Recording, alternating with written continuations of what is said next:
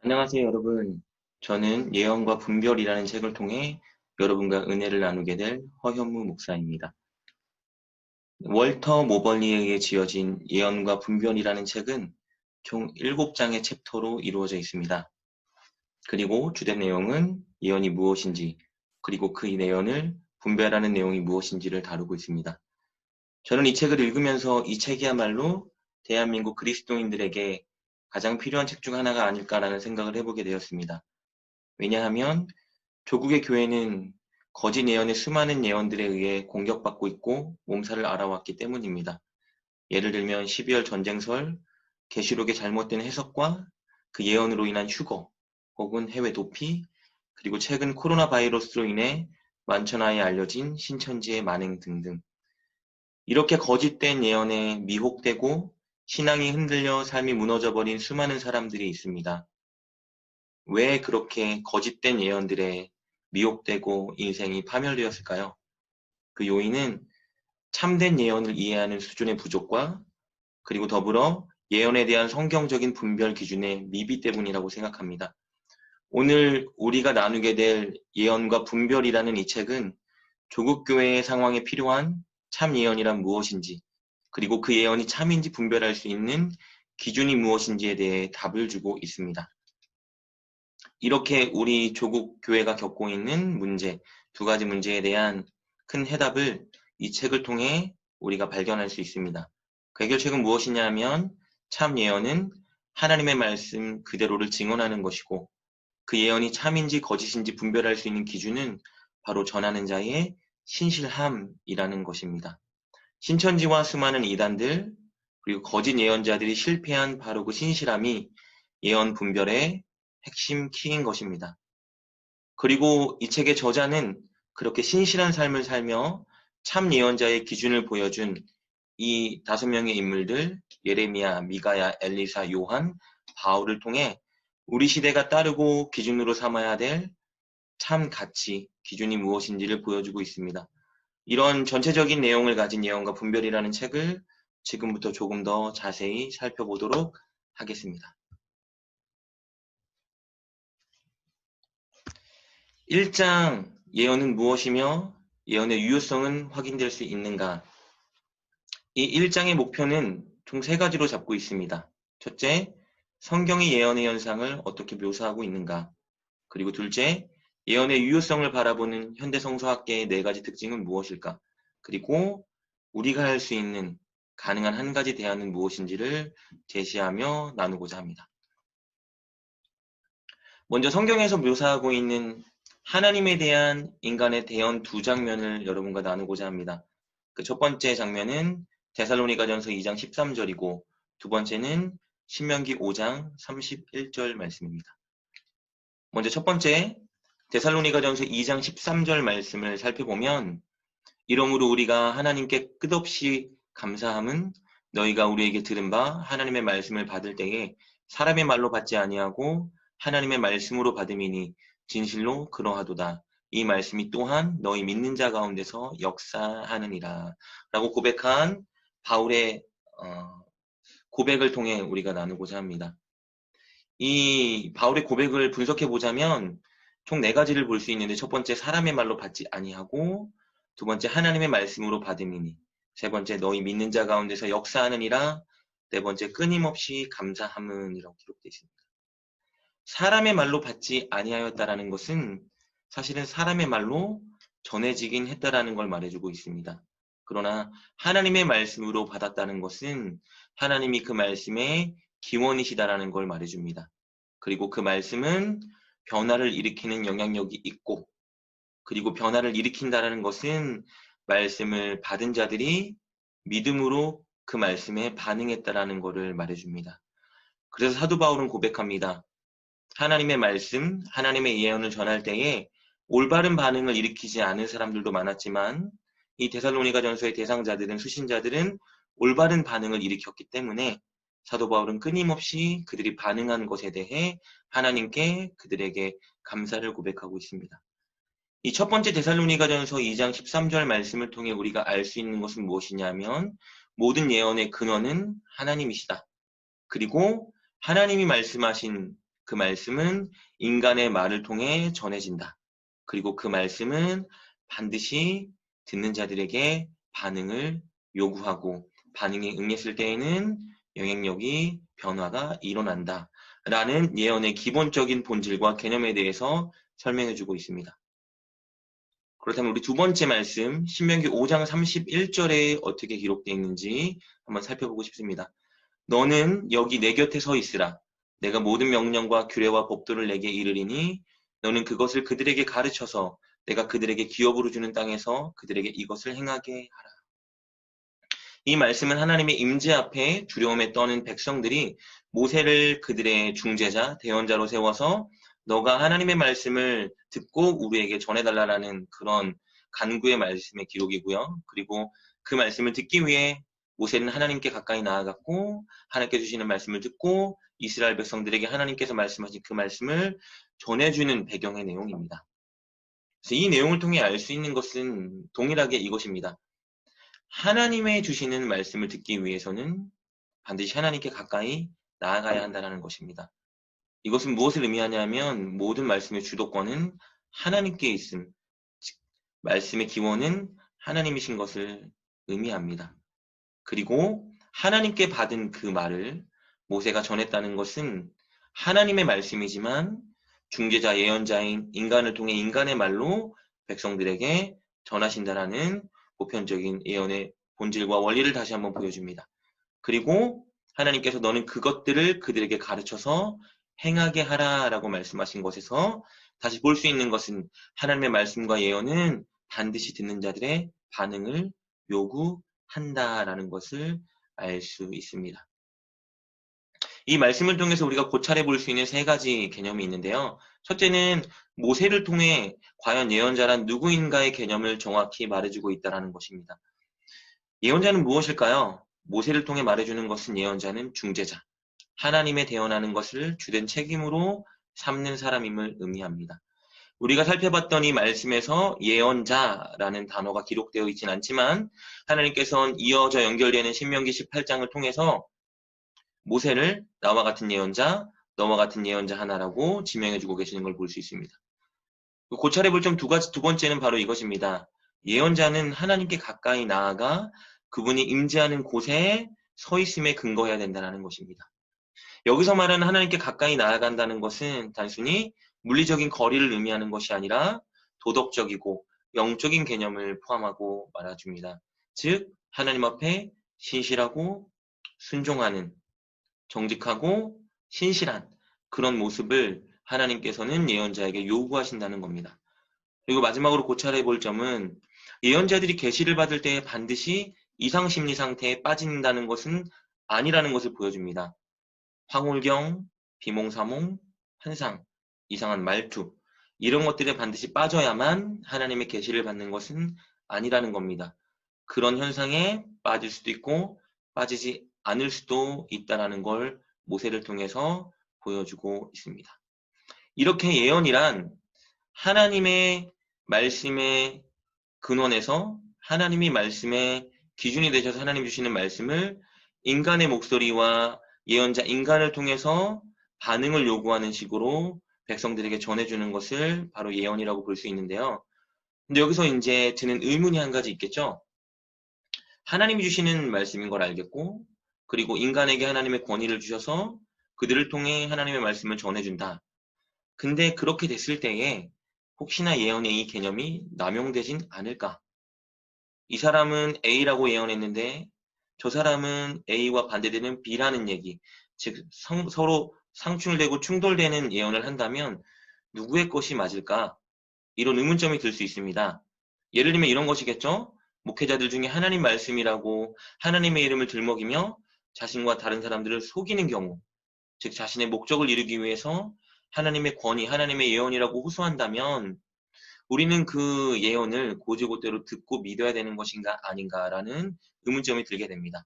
그래서 저자는 반드시 비판적인 사고를 가지고 예언을 분별해야 된다라고 말해줍니다. 여기서 말하는 비판적인 사고는 도덕적이고 영적인 지식을 함량해서 분별하는 걸 의미합니다. 요한일서 4장 1절 말씀에 있는 것처럼 사랑하는 자들아 영을 모두 믿지 말고 다만 영들이 하나님으로부터 왔은지를 분별하라 라고 말한 것처럼 우리는 비판적인 사고를 가지고 반드시 예언을 분별해야 합니다.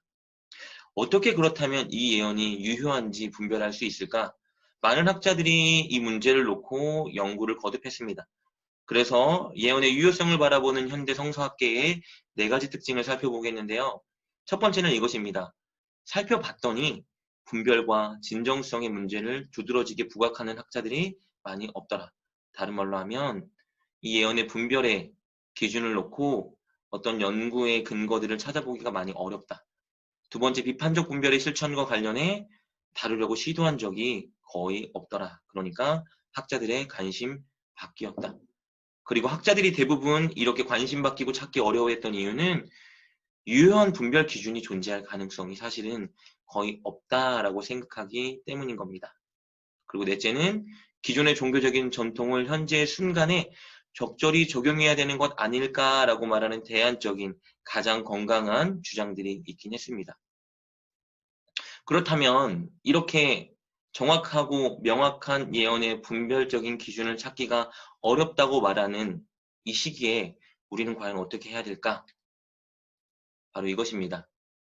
인간 세계 분석, 이런 것들은 존중하되 동시에 너무 문자적인 종교 언어 해석에 성경을 의존하지 않으면서 동시에 하나님의 대언자, 인간, 예언자 그 인간에 대한 성실함과 평가를 절하지 않으면서 본문을 읽어야 되고요. 가장 중요한 것은 이것입니다. 성경으로 돌아가 성경을 파고들어야 된다는 겁니다. 신구약 성경을 대표하는 본물들을 상세히 주의하고 해석하는 일로 돌아간다면 건강한 예언은 무엇인지, 그리고 그 예언의 참과 거짓을 분별할 수 있는 기준이 무엇인지 우리는 발견할 수 있게 된다는 것입니다.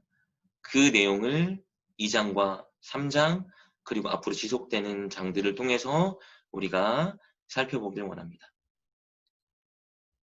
결론은 이것입니다. 1장의 결론은 예언은 하나님께 기원을 둔 하나님의 말씀을 인간의 말로 전달하는 것이다. 둘째, 예언을 듣는 인간은 그 예언에 올바로 반응하여 변화와 역사를 경험해야만 한다. 그리고 셋째, 그 예언의 유효성을 입증하기 위해서는 올바른 분별을 하기 위해서는 성경으로 돌아가 연구에 매진해야 한다. 이것이 바로 1장을 통해서 우리에게 가르쳐주고 있는 저자의 내용입니다.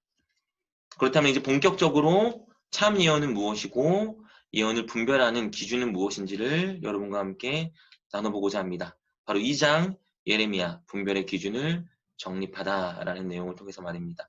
2장의 목표는 크게 2가지인데요. 첫째는 예레미야를 통해 예언의 핵심 개념을 살펴볼 것이고, 둘째, 예언의 진정성에 대한 분별 기준이 과연 무엇인지를 예레미야 23장 9절과 22절 말씀을 근거해서 살펴볼 것입니다. 그렇다면 우리가 이렇게 질문할 수 있을 것 같아요. 왜 예레미야를 통해서 우리가 예언의 본질과 예언의 분별을 살펴봐야 하는가? 왜냐하면 시대적 상황이 선례 없는 예언자들의 충돌이 일어났던 상황이기 때문이에요.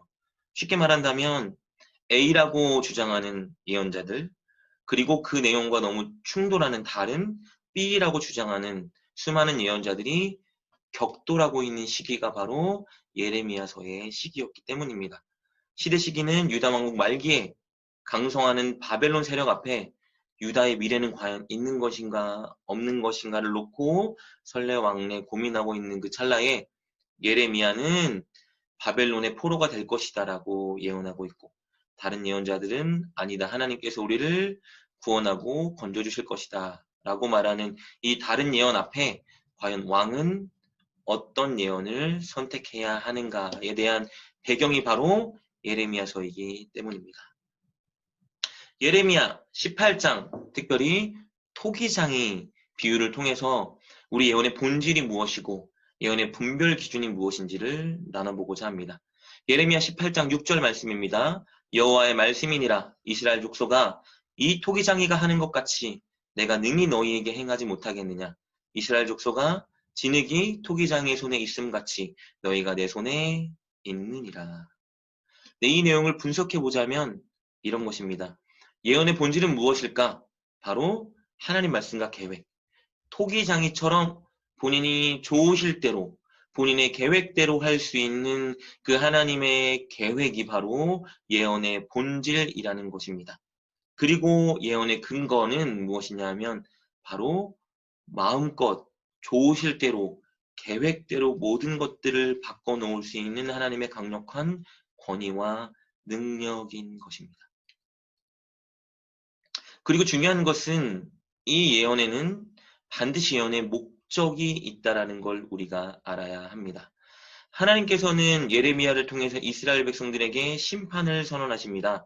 그런데 단순한 심판이 아니라 결말을 열어둔 열린 결말의 심판 내용입니다. 그가 악에서 돌이키면 내가 재앙에 대해 뜻을 돌이키겠고, 혹은 내 목소리를 청종하지 않는다면 내가 축복하고자 하는 뜻을 돌이켜 심판하리라 라고 말씀해주고 계십니다. 이 내용은 무엇을 의미하냐면요, 하나님의 임박한 재앙의 불가피성을 암시하면서도 동시에 말씀드린 대로 피할 길을 열어두셨다는 겁니다.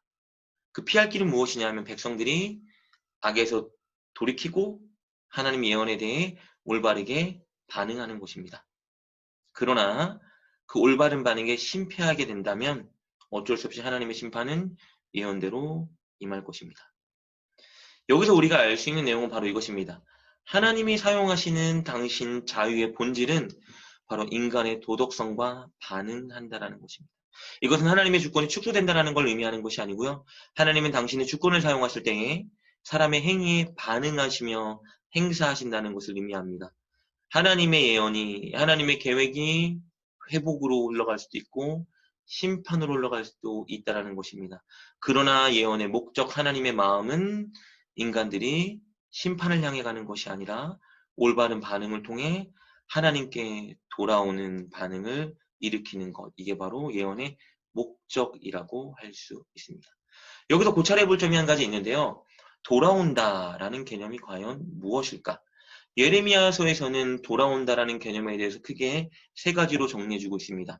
첫 번째, 돌아온다라는 것은 반드시 마음, 진심의 태도를 가지고 진실하게 하나님께 반응해야만 한다라는 것입니다.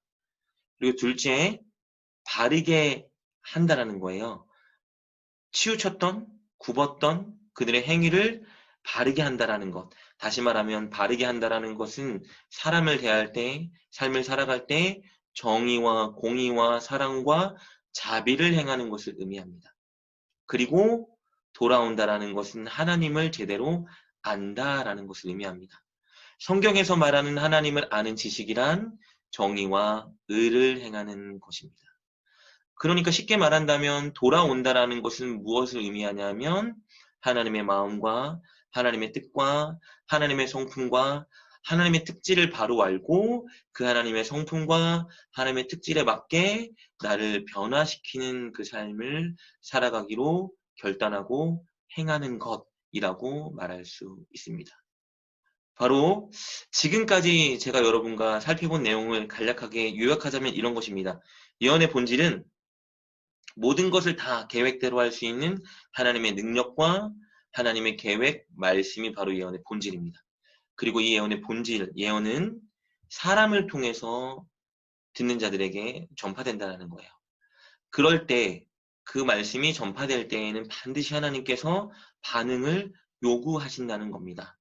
올바른 반응으로 하나님께 나아간다라면, 즉 돌아옴, 바르게 함, 하나님을 제대로 알고 정의와 의를 행한다면 그들에게는 회복이 임하게 될 것이고, 그러나 그들이 올바르게 반응하지 않고 목이 뻣뻣한 채로 마음이 강박한 채로 자신들이 있던 그 길을 고수한다라면 그들에게는 심판이 임하게 될 것이다 라는 것이 성경을 통해서 말씀해주고 있는 예언의 본질적인 사항입니다.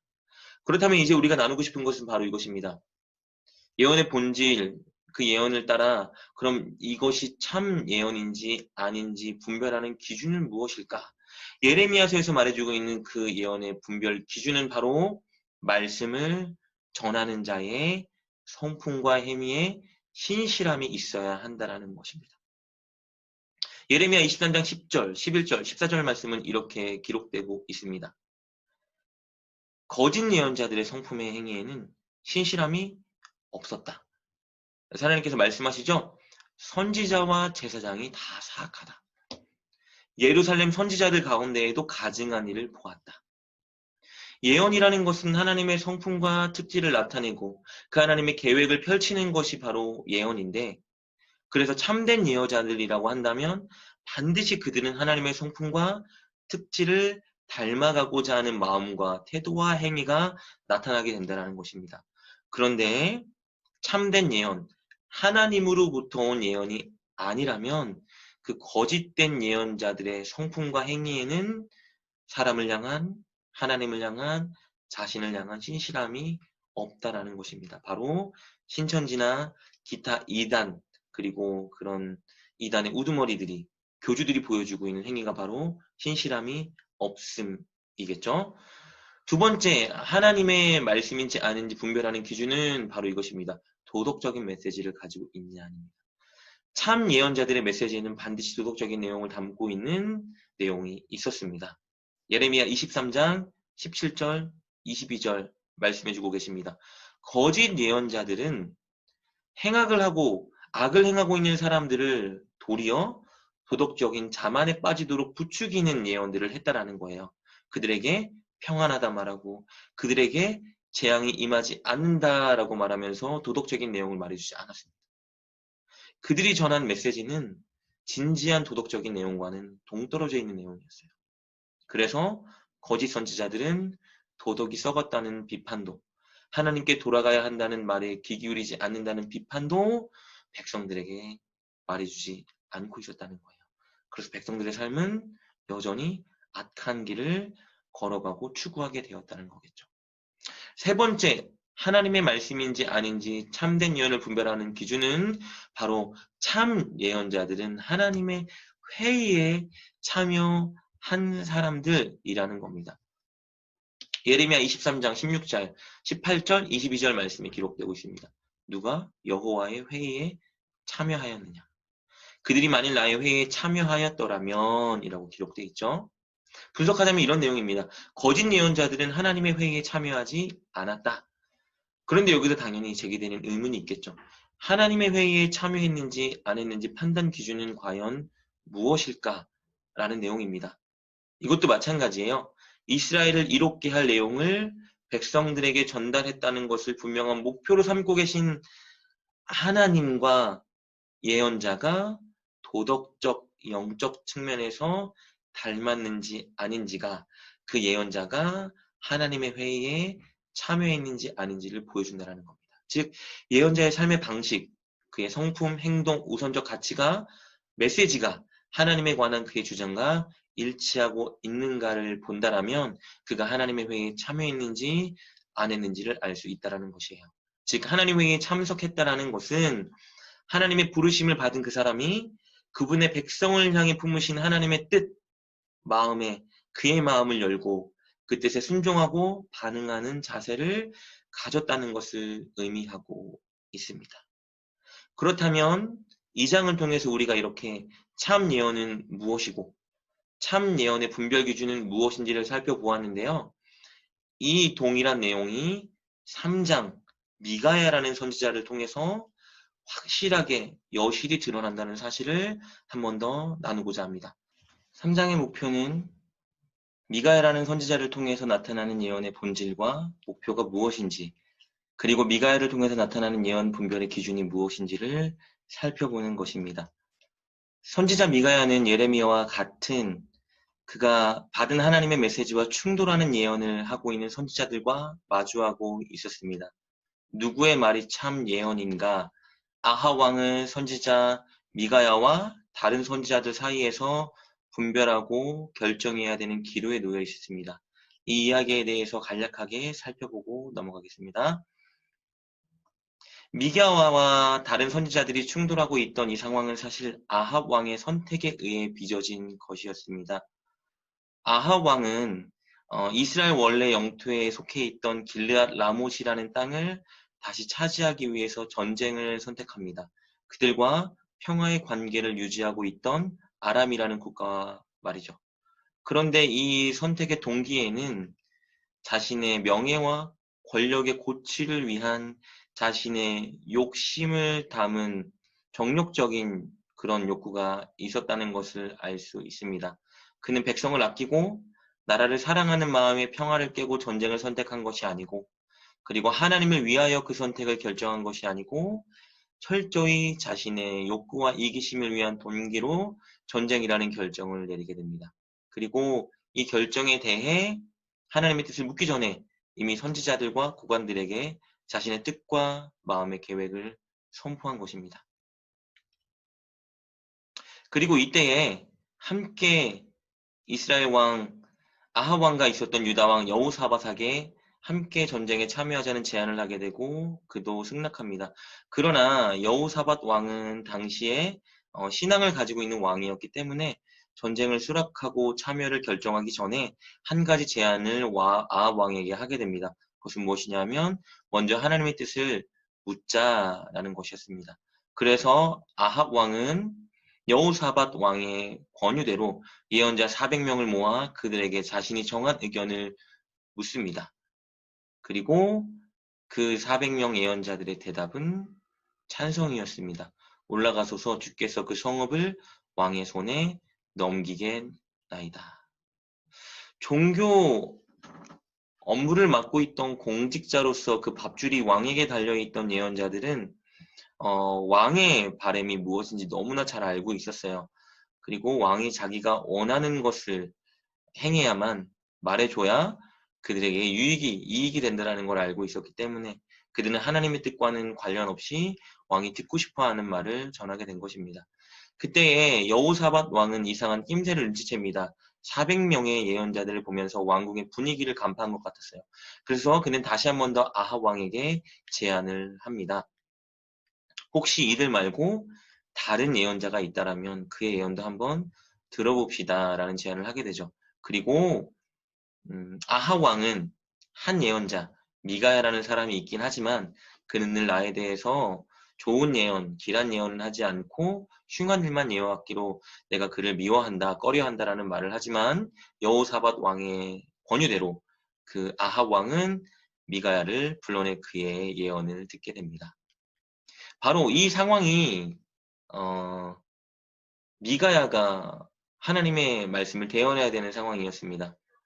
왕 두 사람이 보좌에 앉아 있고 그가 원하는 의도는 너무 분명해 보였고 그들의 앞에는 400명의 선지자들이 왕의 의견이 맞다라고 이렇게 주장하고 있는 그 한가운데에서 미가야는 하나님의 뜻을 정직하게 전해야 했던 것입니다. 사실은 미가야가 왕 앞에 나아가 하나님의 말씀을 대언하기 이전부터 그는 큰 압박을 당하고 있었습니다. 우리 13절, 14절 말씀을 보면 미가야를 부르러 간 사신이 이렇게 말하는 것을 보게 됩니다. 선지자들의 말이 하나같이 왕에게 길하게 예언하고 있으니 당신도 꼭 그들의 말처럼 그들에게 동의하는 예언을 해주셨으면 좋겠습니다. 라는 예언을 한 것입니다. 그때에 미가야는 이렇게 고백하는 것을 보게 됩니다. 여호와께서 내게 말씀하시는 것, 그것만은 내가 말할 것이요. 여기서 우리가 볼 수 있는 것이 바로 예언의 본질입니다. 예레미야를 통해서 볼 수 있었던 것처럼 예언의 본질은 하나님이 하신 말씀, 즉 하나님의 뜻과 계획만을 전하는 것이 예언의 본질이라는 것입니다. 그리고 그 말씀처럼 미가야는 왕 앞에서 하나님께서 그에게 주셨던 예언을 그대로 전합니다. 이스라엘이 목자 없는 양같이 산에 흩어지게 될 것이다. 이 말은 즉 왕이 죽고 백성들은 왕이 없는 백성들은 흩어지게 될 것이다라는 이런 예언의 말씀이었겠죠. 중요한 것은 이 메시지의 핵심 포인트는 왕이 어떻게 되냐의 문제가 아니라 백성들의 문제였습니다. 하나님의 마음은 백성들을 향하고 있었다는 것이죠. 그래서 이 예언의 메시지는 이런 것이었습니다. 왕이 반드시 죽게 될 것입니다. 라는 결과를 통보한 것이 아니라 왕이 너무 늦기 전에 백성의 목자로서 이들을 위해 짊어진 책임을 꼭 기억해 주시길 원합니다. 라는 하나님의 메시지였던 거예요.